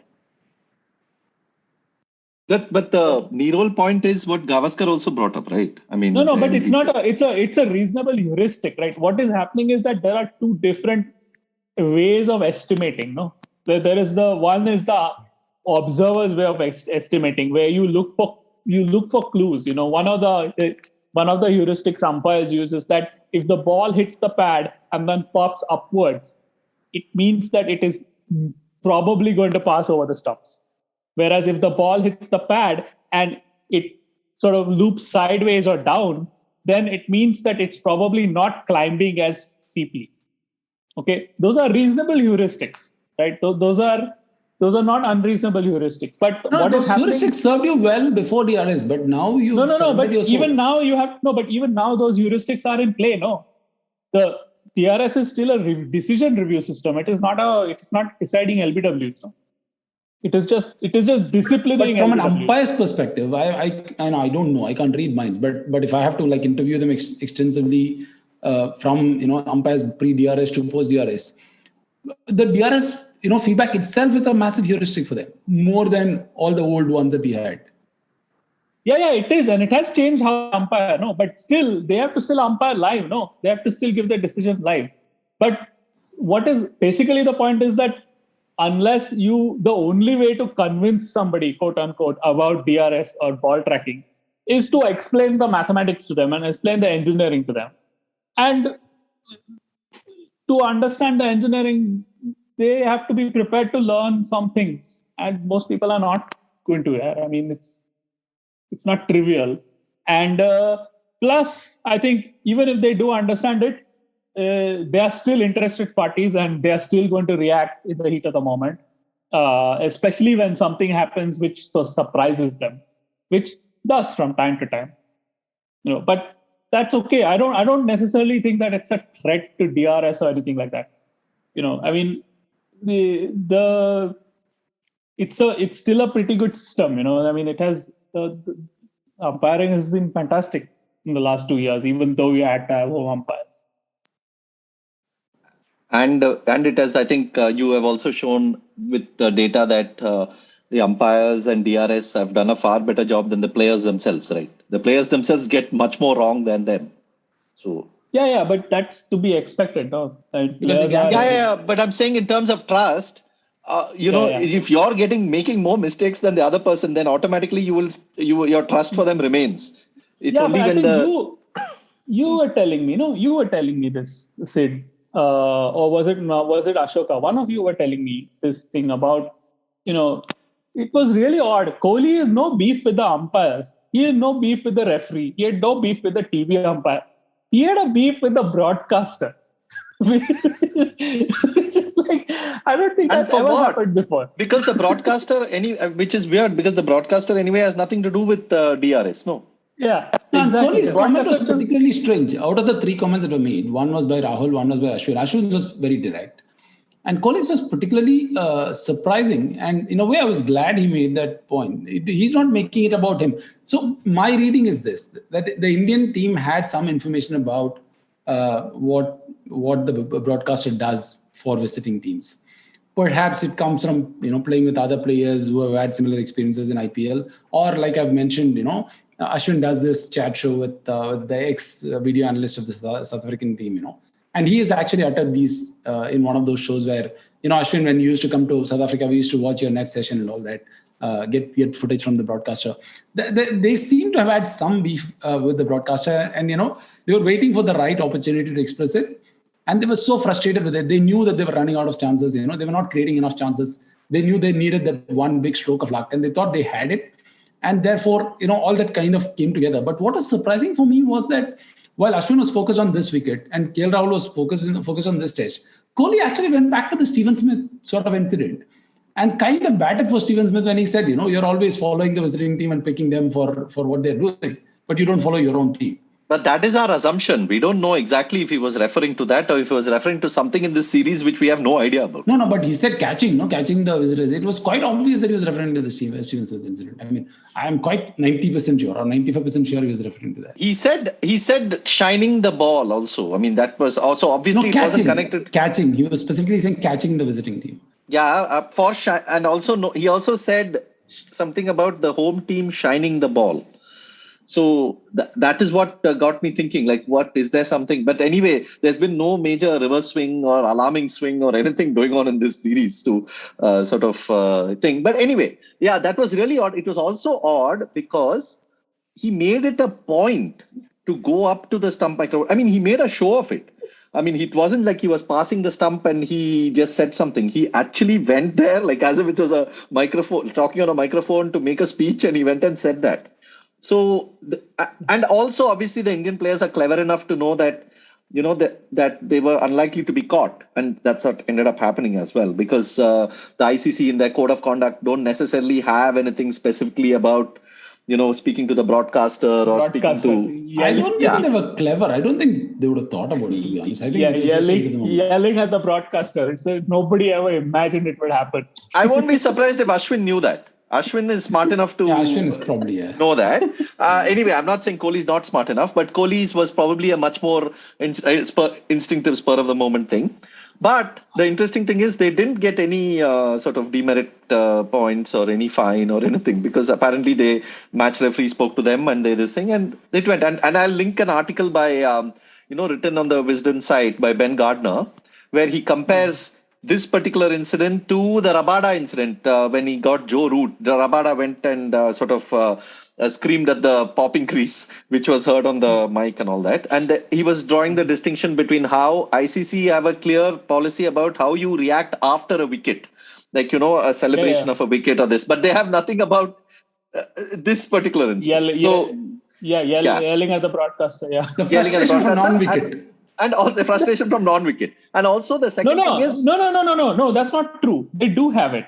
But the point is, who is the frustration directed at? It's not at the umpire. If you direct the frustration at the umpire, then you're in trouble. If you direct the frustration at the opponent, you're in trouble.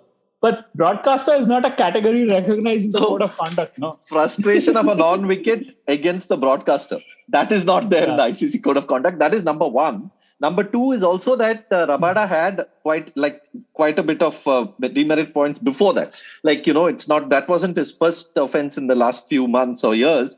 But this Indian team has not had that many incidences like this. So that's another reason why the ICC also lets go of it, because they look at repeat offenders as well. Anyway, that's an interesting article. Yeah, but what can they do? But there isn't a category in which they can yell at these people. There is like this larger bringing the game into disrepute. There is but anything can come in that, man. No, but you can also argue saying this is a precedent. No, like anybody then can now go and say anything to the broadcaster. Then will they be okay with it? It's kind of bizarre, to yell at the broadcaster. It is bizarre, but now if players know that they can get away with it, and just for one random incident, it's not even like a series of things. It's not like, Rabada got a wicket and didn't show the replay, which could have been no ball or something like that. Nothing. Just one incident. and DRS projected, and DRS, which is a third-party sort of technology. No, of course, the larger point here, and I'll link that article from 2018 by Siddharth Monga. The larger point here is that players and home broadcasters, the players feel that home broadcasters are out to get them. And, every team, it's not just South Africa and Supersport that is the problem. This is like a global issue that players feel that home broadcasters are easy on home sides. And so that is sort of also a thing to look at the larger context. We should have neutral broadcasters like neutral umpires. Yeah, that's what. Funnily, who was the first person to raise it? It was Sunny in the 2001 series when Sachin was caught for cleaning the ball and polishing the shine.